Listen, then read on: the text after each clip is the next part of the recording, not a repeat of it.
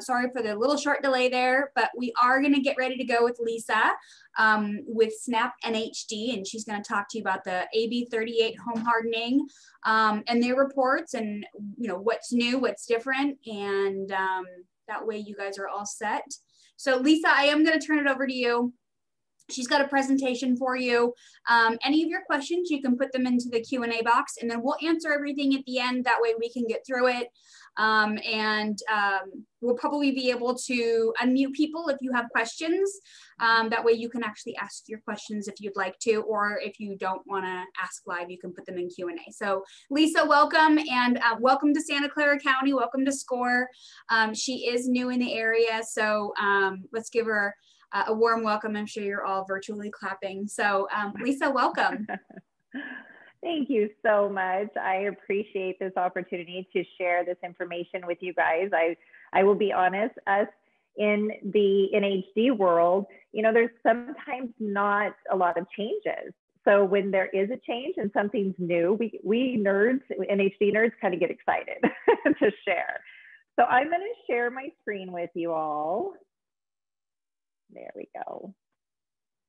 And so what I'm going to do today is I am going to go over what the new AB38 form is. So, and then I will show you a few things about what it is and what it means to harden your home and to have defensible space. And then I will show you where you can find it in the NHD and what the form looks like and how to fill it out, okay? So let's first go to, oh, I am so sorry. I've got some things up here. Why won't that get out of my way? I apologize. There we go. Okay, so this is a this is CAL FIRE's website. And what I'm going to show you two different pages.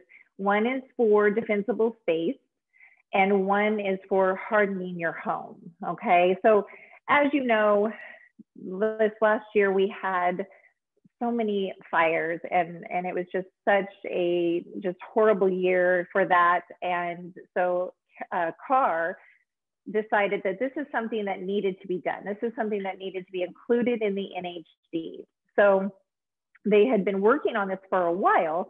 They just kind of really pushed it through to get it through. And as of January 1st of this year, the home hardening and defensible space form is now required in all transactions, only though, and you may want to write this down, it only pertains to homes that were built January 1st, 2010, before January 1st, 2010.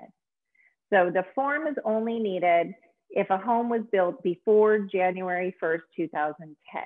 And I'll explain more why later. So here, this is the defensible space. So I'm going to go over with you what that means to have defensible space, okay?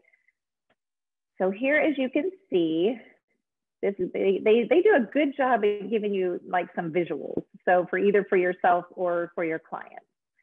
So defensible space is the area around the home. So there are certain criteria that have to take place for you to be within that defensible space, because the fire department wants to be able to come in and fight this fire.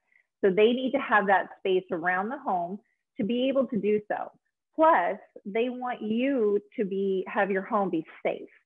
So they want you to do things to your home so that the fire will not easily start your home on fire. All right, I apologize. I keep saying your. I know it's not your home, your potential clients. I apologize.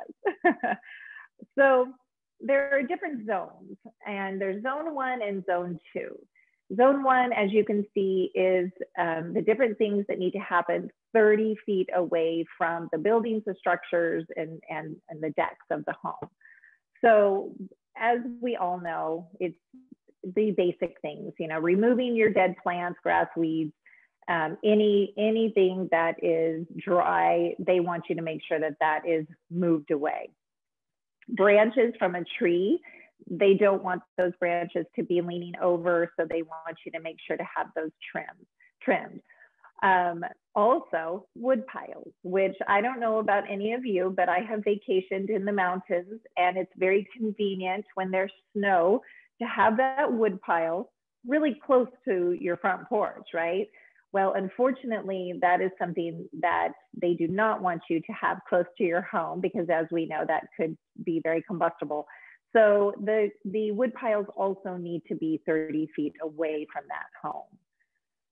So zone 2 is going to tell you some different things about your trees and your chimney. It's like this tree here, as you can see. They want you to make sure that your trees are 10 feet away from the chimney, or I'm sorry, still in the 30 foot. They want to make sure that they're 10 feet away from your chimney so that it's not easy to, start on fire. The zone 2 is the 100 feet. So again, cutting down grasses, anything like that. They also want you, if you have landscaping, to plant them in certain ways. So the horizontal spacing between the shrubs.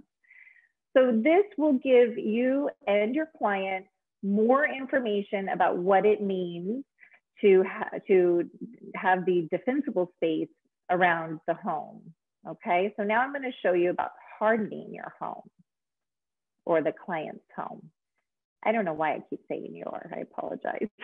Well, it's good information for anybody that does live in the mountains on what they can do for their house too. So it works.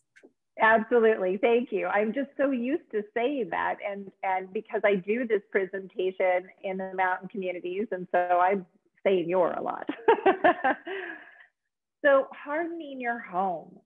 So before January 1st, 2010, builders were not required to build a home in a hardened fashion. They could build that log, cabin, and have that fresh logs that were cut down from these beautiful trees, and they weren't required to do it in this hardening fashion.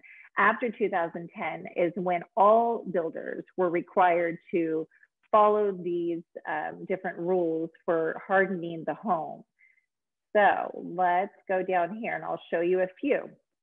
Again, you will find this on CAL FIRE, for your client. You will also find the links to these 2 pages in our Snap and HD report, and I'll show you that in a minute. So your roof, of course, as we know, we don't want it to be a shake roof. That's very combustible. So we want to make sure that it is, a metal roof or a tile type roof. Your vents. So the gutters around the house, they need to have a metal mesh over the top of them. Any of the pipes that come out of your home, or even the top of your chimney, all of those things need to have that metal mesh on top of them, just to keep out all of the dry, different branches, leaves. Also, if there is a little bit of dry branches and leaves in there, embers can come from another, a fire that is more than, 5 miles away. An ember can actually make its way over. And if that ember is, lands in that gutter with those type of things in there, then we have a problem. So we always want to make sure that there is a metal mesh over the top of those types of things. The windows need to be the dual pane instead of, the single pane. The walls, the sides of the walls, they all need to be non-combustible. So if they do have that log home that's so gorgeous and beautiful, they just need to make sure that they have it sealed with a non-combustible sealant. And decks are the same thing. So decks need to also have that non-combustible sealant on them. So that just talks about the different things about the chimney. This gives you so much information just so that they are able to know if they wonder let's say that they just bought a home in the mountains and they don't know if this home is hardened. So this is a way for them to understand, and if they would like to go check these things and make sure that their house is hardened, they are able, okay? So now what I am going to show you, this is a sample report I wanted to show you guys. This is our NHD HD. And what you will see here is the first page. And this first page is the signature page. Now, all NHD companies have the same signature page. This is something that is provided for us. And so it's the same across the board. So what I wanted to make sure and show you, because I want you to make sure these are things that you check for your client so that you know everything when it comes, to whether or not they're in a flood zone or the fire zone or anything like that. Here you will see right here, it says very high fire hazard severity zone. So this is something that we NHD people are trying to get reworded. And the reason is because it only talks about if it's in a very high fire hazard severity zone.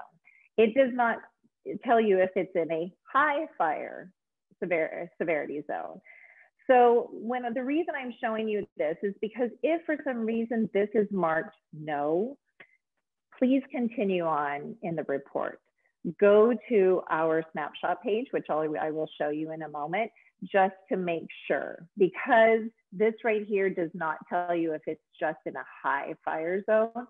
We want to know all about it. We want to know if it's in a very high fire, moderate, we want to know, right? So after you see this page, just come down here to the snapshot page. This right here is one of the reasons why we have become the industry leader actually with NHDs. We wanted to make it as easy as possible for you. You guys have enough on your plate to go through. You don't need to sit and go through an entire NHD to find out if there's anything that needs to be disclosed to your potential buyer.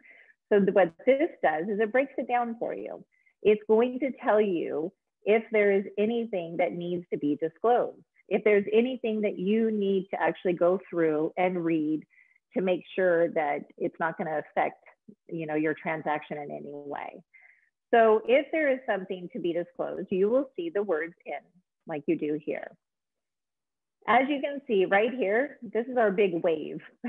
So this is the flood part. This particular property is not in a flood zone, but if it was, you would see in, and you would be able to then further look in to see if it's something that where there is flood insurance needed or not. Which, by the way, if there is a property in a flood zone and there is a flood cert on file, we provide that flood cert for you in our report. So now, as you can see, obviously that's a little flame. And so this is the part that you need to look at right here. And as you can see, this particular property is in a high or very high. So we state high or very high hazard severity zone. So you come down here, and now let me back up 1 second, sorry. So as you can see, this property is in a high or very high fire zone.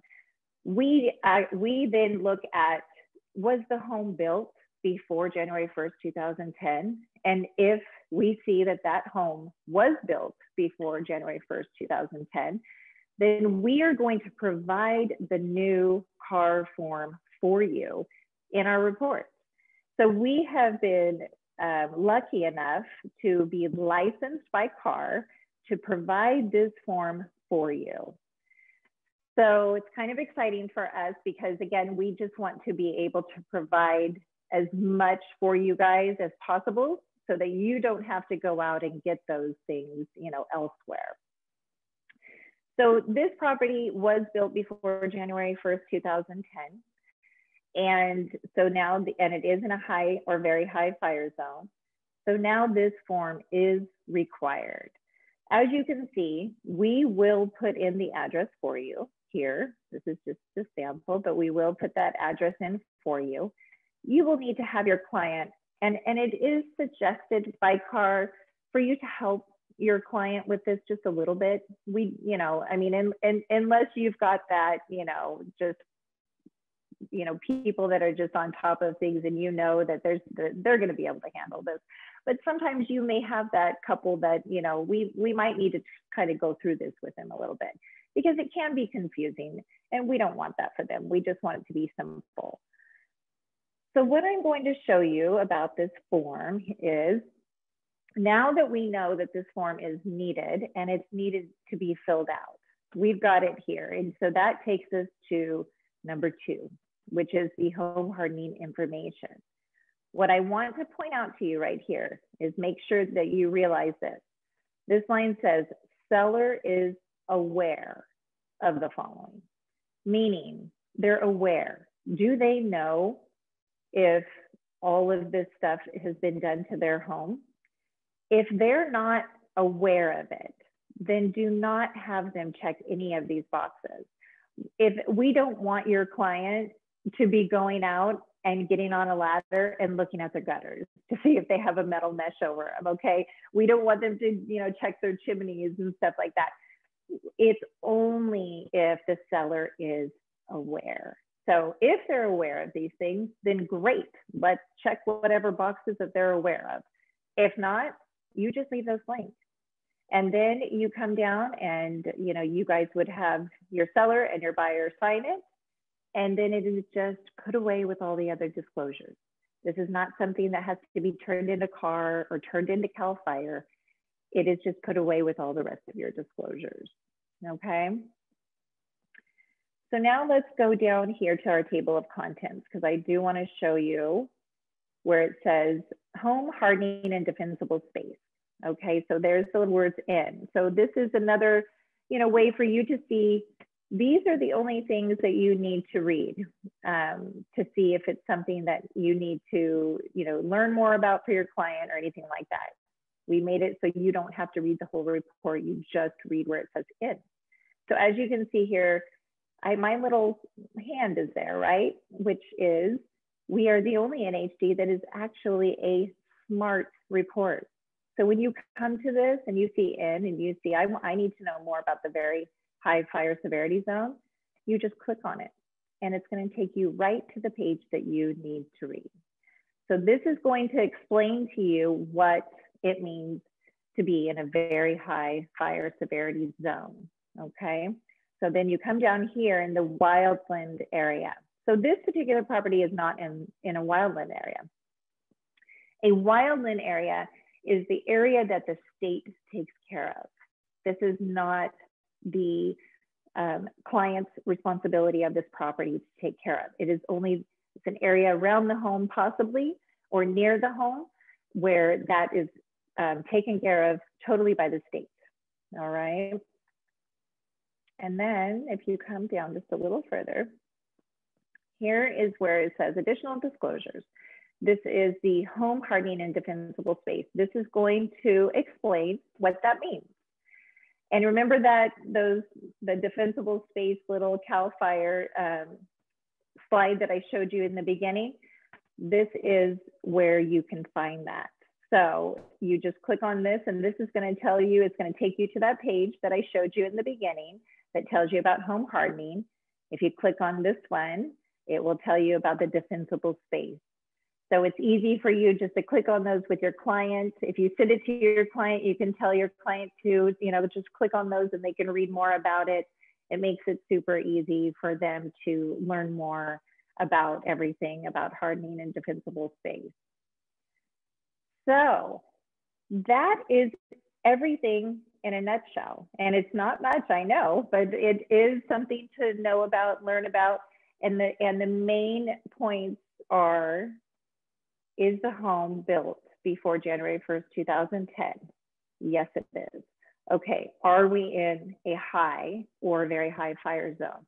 Yes, we are. Then you know that that form by C.A.R will be provided for you in our report. Now, if you choose, if you have someone that you work with and you need that form, you can get it through zip forms, and where you click at the top and all you have to type in is HHDA, and that form will be in zip forms for you. It should also be on the C.A.R website, I believe, and it's just called HHDA. So that's what you would type in to find that form if it's needed. So do any of you guys have any questions? I haven't seen any come in, but I did, put it in the chat box for everybody that it is anything before January 1st, 2010. And then I did put the name of the form, HHCA. So if anybody has any questions, you can actually raise your hand if you'd like, and I can call on people, or if you want to put anything in the chat box, you can do that. And if you have any questions about any other maybe NHDs, oh, we do have a question. So Tina, I am gonna call on you. So you should be. Okay, hi. Hi, Tina. Hi, Tina. Hi, thanks for that presentation. So is your company named SNAP? Is that the name of your company? Yes, so my company's name is SNAP NHD. So it's Natural Hazard Disclosure. So it's SNAP NHD. Yes. Thank you. That's all I had. Oh, you're welcome. Perfect. And there's a question here about the cost. So that may be a case by case, and I'll make sure everybody gets Lisa's contact information as well. But is there an average cost to the different reports? So our reports, our standard report is $69.95, and that is everything that you see here. It's everything that you need. We source our data straight from FEMA. So, and we stay on top of it daily on the state and county and local levels to make sure that everything is always updated if needed.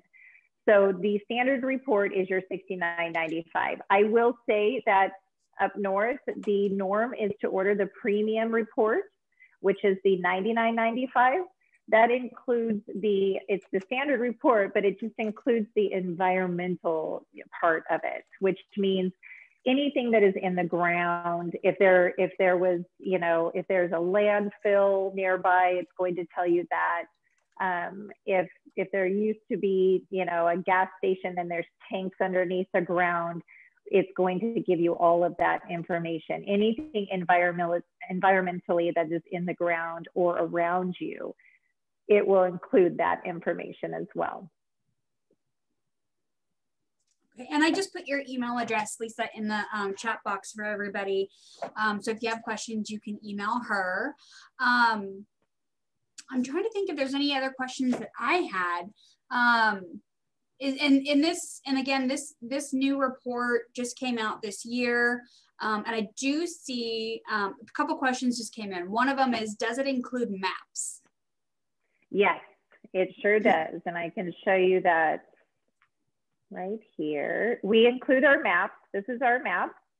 And this just gives you your nice little scale down here. So this is the property, as you can see. As you can see, this property is right in the middle of a high fire severity zone. So that's why the whole thing is pink. So you just go off of this scale for the property. It will tell you about the earthquake, the landslide, the liquefaction, and also the flood areas. So it will tell you all of that information on our map. Okay, and then Rick, you'll be able to unmute yourself in just a moment. If you want to unmute yourself, Rick, you can ask your question.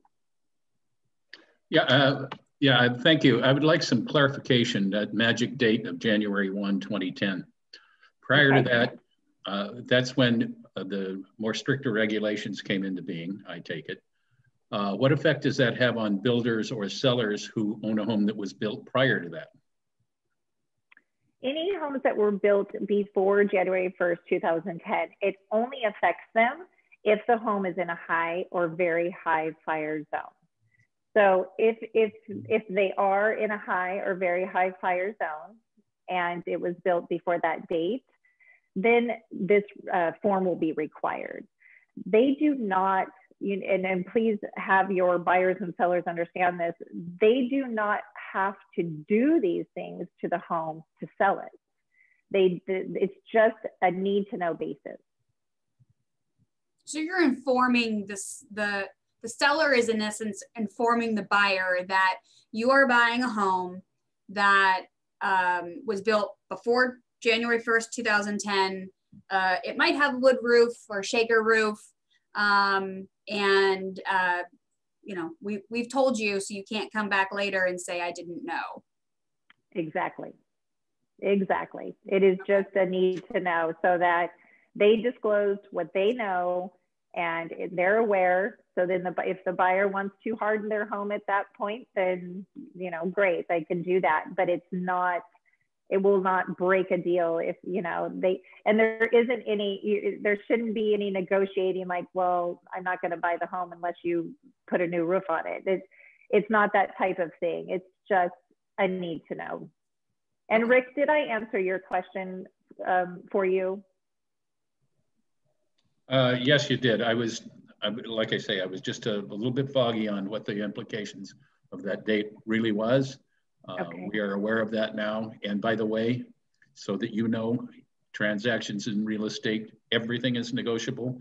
So if somebody says, I want you to fix that, or I want you to harden this, they have a right to do that as a buyer. True, very true. Yes, you are correct. But it's not a requirement. It's not a requirement. Yeah. Everything's a conversation, yes. I guess. That is very true. Yeah. Very, very true. Yep. Does anybody else have any other questions for Lisa about the report or any of the other natural hazard disclosures that they do? Or is there anything else you wanted to mention, Lisa? Oh, wait, one other hand. Hold on. Kimberly has a question. So Kimberly, if you'd like to unmute yourself, you can go ahead and ask a question. Hi, Lisa. Thanks for the information. It's really helpful. I have a listing coming up in Boulder Creek, so perfect timing. Perfect. Does it show environmental hazard maps too? In the past, in some other disclosure reports, the maps, I don't know, it's my thing, but people like a visual of what's going on for buyers and for sellers. So do you have environmental hazard maps that show where things are? Yes, if there is anything environmentally that needs to be disclosed, you will see that also on our maps. Okay, cool. Thank you. Yes, you're welcome. Anybody else want to raise their hand and ask questions or anything else in the chat? I'm watching it to see if anybody's raising hands. So not yet, but you know, those of you that join us on our on the different marketing tour meetings, Lisa's been there, so she's definitely showing up. So if you want to reach out and you didn't copy down her information that's in the chat, then you can go ahead and reach out to her during any of the marketing meetings. I think you're usually Tuesday, Wednesdays, and Fridays. I usually see you. So. Yes, I try to attend all of them. I love how you guys have so many meetings and everybody's involved. So I appreciate, you know, you guys and what you do. And I appreciate the welcome that I've had. Thank you guys. I know that I'm the new kid in town, but I will say that you guys, everyone has been very, very kind, and I appreciate that. And I look forward to hopefully soon meeting you all in person. I do want you guys to know that I am available for you 7 days a week. I know you guys work 7 days a week, and so do I for you. So if you have a question about a potential property that you're going to look at and it's the weekend, call me, text me, shoot me the address. I can tell you if it's in a flood zone. You don't have to order the report right then. I can just help you with whatever question you may have about that property.